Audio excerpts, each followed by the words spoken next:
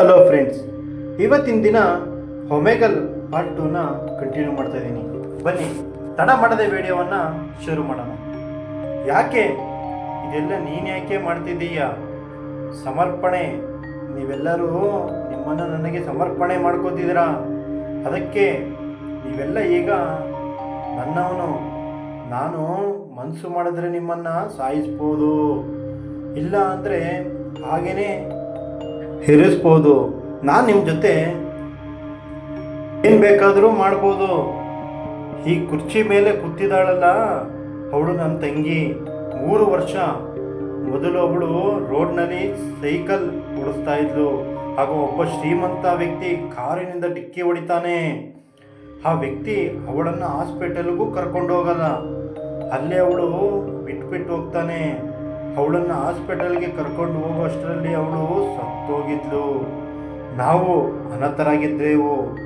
ನಮಗೆ ಅಪ್ಪ ಅಮ್ಮ ಯಾರೂ ಇರಲಿಲ್ಲ. ನನ್ನ ತಂಗಿ ಬಿಟ್ಟರೆ ಈ ಜಗತ್ತಲ್ಲಿ ಯಾರೂ ಇರಲಿಲ್ಲ. ನನ್ನ ತಂಗಿ ಸತ್ತೋದ್ಲು. ಆದರೆ ಆ ಶ್ರೀಮಂತ ಹುಡುಗ ಆರಾಮಾಗಿ ಊರಲ್ಲಿ ತಿರುಗ್ತಿದ್ದಾನೆ.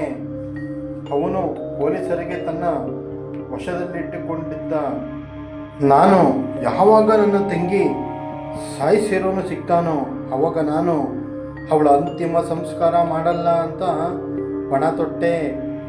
ಪೊಲೀಸರು ಆ ವ್ಯಕ್ತಿಯ ಬದಲು ಬೇರೆ ವ್ಯಕ್ತಿಯನ್ನು ಅರೆಸ್ಟ್ ಮಾಡ್ತಾರೆ. ಆ ವ್ಯಕ್ತಿಯು ಕೂಡ ಖರೀದಿಯಾದ ದುಡ್ಡುಗೋಸ್ಕರ ಈ ಅನ್ಯಾಯ ನಾನು ನನ್ನ ಕಣ್ಣಾರೆ ನೋಡಿದ್ದೀನಿ.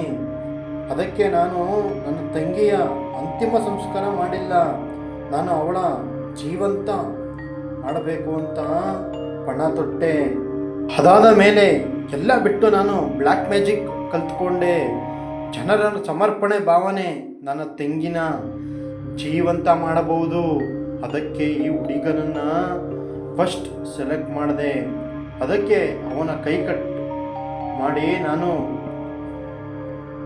ಮನಸ್ಸು ಮಾಡಿದ್ರೆ ಅವನ ಸಾಯಿಸ್ಬೋದಿತ್ತು. ನಾನು ಅವನನ್ನು ಜೀವನ ಪೂರ್ತಿ ನರಳೋದನ್ನು ನೋಡಬೇಕು ಅಂತ ಆಸೆ ಆಯಿತು. ಮನುಷ್ಯ ಶ್ರೀಮಂತ ಆಗಲಿ ಬಡವನಾಗಲಿ ಜೀವದ ಬಗ್ಗೆ ಎಲ್ಲರೂ ಬೆಲೆ ಕೊಡಬೇಕು.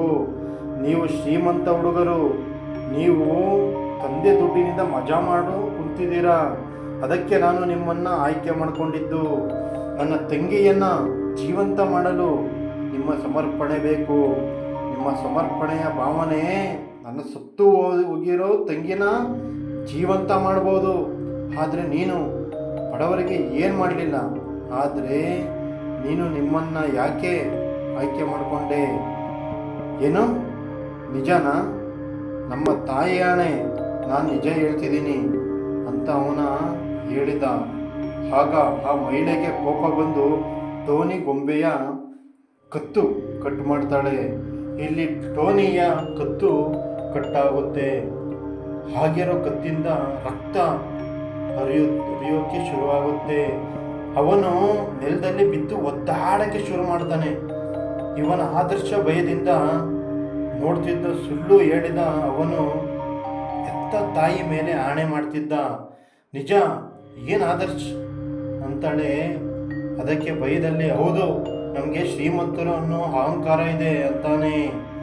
ನಾವು ಶ್ರೀಮಂತರು ಅಂತ ಬಹಳ ಜನ ಬಡವರ ಜೊತೆ ತಪ್ಪಾಗಿ ನಡೆದುಕೊಂಡಿದ್ದೀವಿ ಅಂತ ಆದರ್ಶ್ ಭಯದಲ್ಲಿ ಹೇಳಿದ.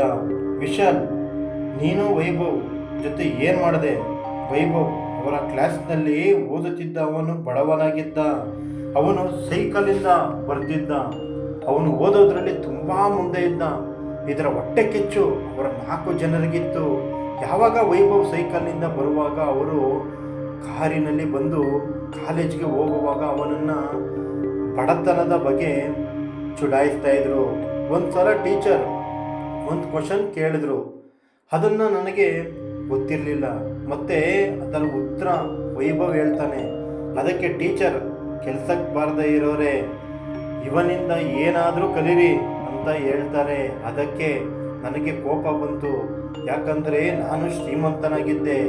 ಆ ಬಡವನ ಹತ್ರ ನಾನೇ ಕಲಿಬೇಕು ಅಂತ ಈ ಮಾತಿಗೆ ನಾವು 4 ಜನ ಸೇರಿಕೊಂಡು ಅವನಿಗೆ ತುಂಬ ಕಾಟ ಕೊಡ್ತಿದ್ವಿ. ಯಾಕಂದರೆ ಆ ಟೀಚರ್ ಹೇಳಿದ ಕ್ವಶನ್ ಇವತ್ತು ಆನ್ಸರ್ ಮಾಡಿದ. ಅದಕ್ಕೆ ಆ ಟೀಚರ್ ನಮ್ಮನ್ನು ಬೈತಾ ಇದ್ಲು. ಅದಾದ ಮೇಲೆ ಯಾವಾಗಲೂ ಅವನಿಗೆ ಕಾಟ ಕೊಡ್ತಿದ್ವಿ ಮತ್ತು ಅವನ ಸೈಕಲ್ನ ಮುರಿದ್ವಿ. ಇದಾದ ಮೇಲೆ ಏನಾಯಿತು ಆದರ್ಶ್ ಅಂತಾಳೆ. ಅದಕ್ಕೆ ಇದಾದ ಮೇಲೆ ನಮ್ಮಿಂದ ಬೇಸತ್ತು ಕಾಲೇಜನ್ನು ಮೇಲಿಂದ ಬಿದ್ದು ಸತ್ತೋಗುತ್ತಾನೆ. ನಾವು ಸಿಗಾಕೊಂಡಿದ್ವಿ. ವೈಭವ್ನ ತಂದೆ ತಾಯಿ ಪೊಲೀಸರಿಗೆ ನ್ಯಾಯ ಕೇಳ್ತಿದ್ರು. ಆದರೆ ವೈಭವ್ ಸತ್ತೋಗಿದ್ದ. ನಮಗೆ ನಮ್ಮ ತಪ್ಪಿನ ಅರಿವಾಯಿತು. ಆದರೆ ನಾವು ನಿಜ ಹೇಳಿದರೆ ನಮಗೆ ಜೈಲು ಶಿಕ್ಷೆ ಆಗ್ತಿತ್ತು. ಅದಕ್ಕೆ ನಮ್ಮ ತಂದೆ ತಾಯಿ ಎಲ್ಲರನ್ನೂ ಖರೀದಿಸ್ತಾರೆ. ಆದರೂ ಅವರಿಗೆ ನ್ಯಾಯ ಸಿಗಲಿಲ್ಲ. ಆ ಮಹಿಳೆ ನಗ್ತಾ, ಅದಕ್ಕೆ ನಾನು ನಿಮ್ಮನ್ನು ಆಯ್ಕೆ ಮಾಡ್ಕೊಂಡಿದ್ದು ವಿಶಾಲ್. ನಾನು ಅನ್ಕೋತೀನಿ ನಿನ್ನ ಕಾಲು ನಿನ್ನ ತಂಗಿಗೆ ಸಮರ್ಪಣೆ ಮಾಡಬೇಕು ಅಂತಾಳೆ. ಆಗ ನಾನು ನಿನ್ನ ಹೊರಗೆ ಹೋಗೋಕ್ಕೆ ಬಿಡ್ತೀನಿ ಅಂತಾಳೆ. ವಿಶಾಲ್ಗೆ ಭಯ ಆಗುತ್ತೆ. ಯಾಕಂದರೆ ಅವಳಿಗೆ ಇಲ್ಲ ಅಂತ ಆಗಲಿಲ್ಲ. ಆದರ್ಶ್ ಹಾಗೂ ಕಿಚನ್ನಿಂದ ಚಾಕು ತಗೊಂಡು ಬಾ ಅಂತಾನೆ. ಆದರ್ಶ್ ತುಂಬ ಬೈದಿಲ್ಲಿದ್ದ. ಆಮೇಲೆ ಕಿಚನ್ನಿಂದ ಚಾಕು ತಂತಾನೆ.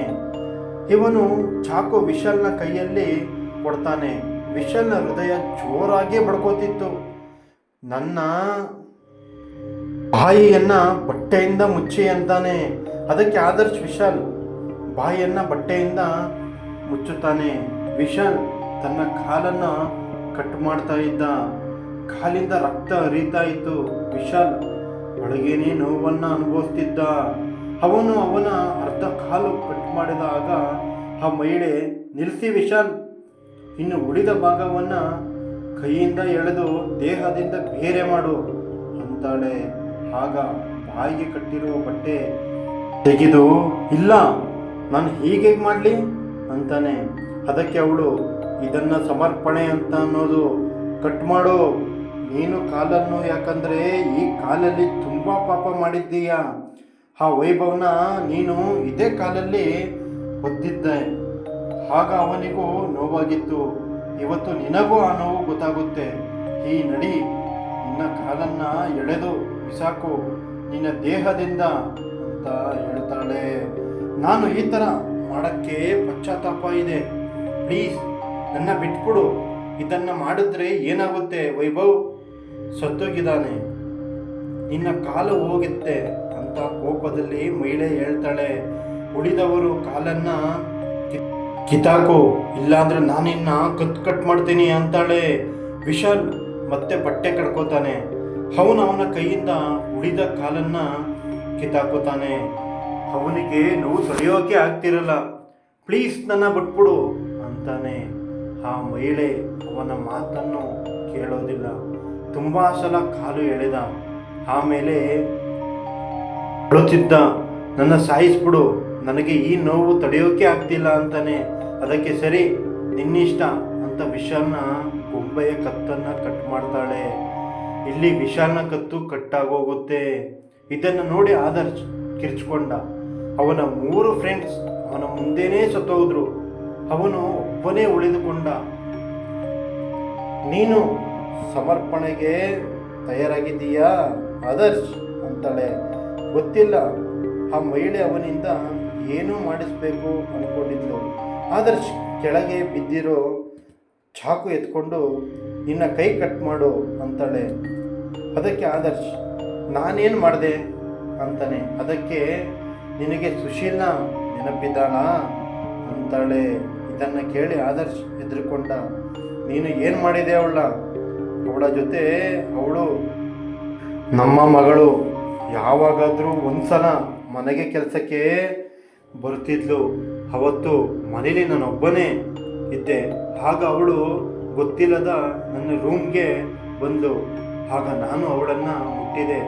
ಅವಳು ಬೇಡ ಅಂತಿದ್ಲು, ಆದರೆ ನಾನು ಫೋರ್ಸ್ ಮಾಡಿದೆ. ಅವಳು ಆ ಮಾತನ್ನು ಮನೆಯಲ್ಲಿ ಹೇಳಿದ್ಲು. ಆದರೆ ತಪ್ಪು ನಂದೊಬ್ಬನದೇ ಆಗಿರಲಿಲ್ಲ. ಅದಕ್ಕೆ ನಮ್ಮಪ್ಪ ಅವರಿಗೆ ದುಡ್ಡು ಕೊಟ್ಟಿದ್ದರು. ಆ ಮಹಿಳೆ ಬೈಯುತ್ತಾ ಹೇಳಿದ್ಲು, ಕೆಲವು ವಸ್ತು ಒಂದ್ಸಲ ಹೋದರೆ ಮತ್ತೆ ಬರಲ್ಲ. ಹಾಗಂದರೆ ಆ ಹುಡುಗಿಯ ಮಾನ ಈಗ ನಿನ್ನ ಕೈ ಕೂಡ ಅದೇ ಥರ ಹೋಗುತ್ತೆ. ಈಗ ಬೇಗ ಕೈ ಕಟ್ ಮಾಡು, ಇಲ್ಲ ಅಂದರೆ ನಿನ್ನ ಕತ್ತು ಕಟ್ಟಾಗುತ್ತೆ. ನೀನು ಪ್ರಾಮಿಸ್ ಮಾಡು. ನೀನು ನನ್ನ ಕೈ ಕಟ್ ಮಾಡಿದಾಗ ನೀನು ನನ್ನನ್ನು ಹೋಗೋಕ್ಕೆ ಬಿಡಬೇಕು. ನಾನು ಪ್ರಾಮಿಸ್ ಮಾಡ್ತೀನಿ ಅಂತ ಅಂದ್ಲು. ಆದರ್ಶ್ ನೆಲದ ಮೇಲಿರುವ ಚಾಕು ಎತ್ಕೊಂಡು ಕೈಯನ್ನು ನೋಡ್ತಿದ್ದ. ಅವನು ಅವನ ಕೈಯನ್ನು ಕಟ್ ಮಾಡ್ತಾ ಇರ್ತಾನೆ. ಅದು ಕೆಳಗೆ ಬಿತ್ತು. ಅವನು ನೋವನ್ನು ಒಳಗೆ ತಡೆದುಕೊಳ್ತಿದ್ದ. ಶಬಾಷ್, ಈಗ ನಿನ್ನ ಕಟ್ ಆಗಿರೋ ಕೈಯನ್ನು ನಿನ್ನ ಕೈ ಮೇಲೆ ಇಟ್ಕೊಂಡು ಇದನ್ನು ಹೇಳು, ನಾನು ನನ್ನ ಕೈಯನ್ನು ಬೆಳಕಿಗೆ ಸಮರ್ಪಿಸುತ್ತಿದ್ದೇನೆ ಅಂತ ಹೇಳಿ ನೆಲದ ಮೇಲೆ ಬೀಳಿಸು ಅಂತಾಳೆ. ಆಗ ಅವನು ನೆಲಕ್ಕೆ ಹಾಕು ಅಂತಾಳೆ. ಆಗ ಅವನು ಕೈಯನ್ನು ಎತ್ಕೊಂಡು ನಾನು ನನ್ನ ಕೈಯನ್ನು ಬೆಳಕು ನಿಮಗೆ ಅರ್ಪಿಸುತ್ತಿದ್ದೇನೆ ಅಂತ ಹೇಳಿ ಕೈ ಬೀಳಿಸ್ತಾನೆ. ಆಗ ಮಹಿಳೆಯ ಮುಂದೆ ಇರುವ ಬೆಂಕಿಯ ಒಳಗೆ ಬೀಳುತ್ತೆ. ಅದು ಸುಟ್ಟೋಗುತ್ತೆ. ಆಗ ಆ ಶವ ಮತ್ತೆ ಚರ್ಮ ಕವರ್ ಆಗುತ್ತೆ. ನೀನು ಬಿಡುಗಡೆಯಾಗಿದ್ದೀಯ, ನಿನ್ನ ಜೀವನ ನಡೆಸುವಂತಾಳೆ. ಆಗ ಅವಳು ಸ್ಕ್ರೀನಿಂದ ಹೋಗುತ್ತಾಳೆ. ಆದರ್ಶ್ ಶರೀರದಿಂದ ರಕ್ತ ಸುರಿಯುತ್ತಿರುತ್ತದೆ.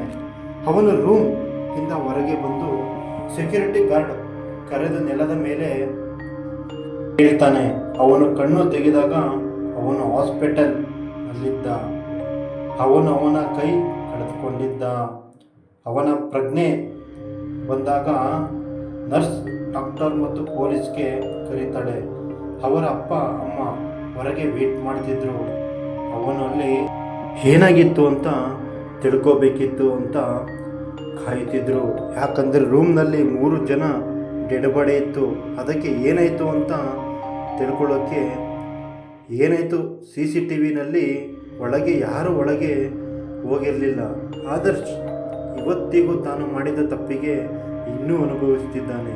ಆ ಮಹಿಳೆ ಇವಾಗಲೂ ಬಡವರನ್ನು ತೊಂದರೆ ಕೊಡುತ್ತಿರುವವರ ಶಿಕ್ಷೆ ಕೊಡ್ತಿದ್ದಾಳೆ ಮತ್ತು ಅವಳ ತಂಗಿಯನ್ನು ಜೀವಂತ ಮಾಡಲು ಪ್ರಯತ್ನಿಸುತ್ತಿದ್ದಾಳೆ. ಬಹುಶಃ ಅವಳು ತುಂಬ ಜನರಿಗೆ ಶಿಕ್ಷೆ ಕೊಟ್ಟಿದ್ಲು. ತನ್ನ ತಂಗಿಯನ್ನು ಜೀವಂತ ಮಾಡಿರ್ಬೋದು. ಯಾರಿಗೆ ಮೋಸ ಮಾಡಬೇಡಿ, ಬಡವರನ್ನು ಹೀಯಾಳಿಸಬೇಡಿ ಅಂತ ಹೇಳ್ತಾ ಈ ವಿಡಿಯೋನ ಇಲ್ಲೇ ಎಂಡ್ ಮಾಡ್ತಿದ್ದೀನಿ. ವಿಡಿಯೋ ಇಷ್ಟ ಆದಲ್ಲಿ ಲೈಕ್ ಮಾಡಿ, ಶೇರ್ ಮಾಡಿ, ಸಬ್ಸ್ಕ್ರೈಬ್ ಮಾಡ್ಕೊಳ್ಳಿ ಅಂತ ಕೇಳ್ಕೊತಾ ನಾನು ನಿಮಗೆ ಮುಂದಿನ ವಿಡಿಯೋದಲ್ಲಿ ಸಿಗ್ತೀನಿ. ವಿಡಿಯೋ ನೋಡಿದ್ದಕ್ಕೆ ಧನ್ಯವಾದಗಳು.